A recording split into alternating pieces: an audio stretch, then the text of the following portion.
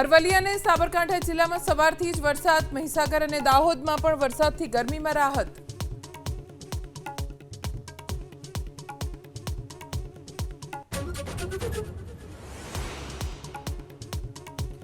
દેશના અનેક રાજ્યોમાં બદલાયો મોસમનો મિજાજ, તોફાની પવન સાથે ધોધમાર વરસાદ। બિહાર અને બંગાળમાં 7 લોકોના મોત, કુલ 26 લોકોના મોત।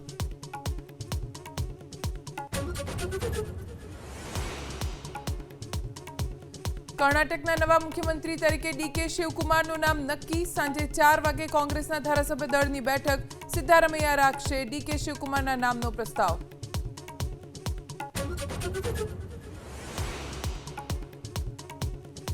ઈરાન પાસે પરમાણુ હથિયાર ન રાખવાની શરત પર અમેરિકા મક્કમ, હોર્મુઝને તુરંત ખોલવાની ટ્રમ્પની માંગ, અમેરિકા હટાવશે નાકાબંધી।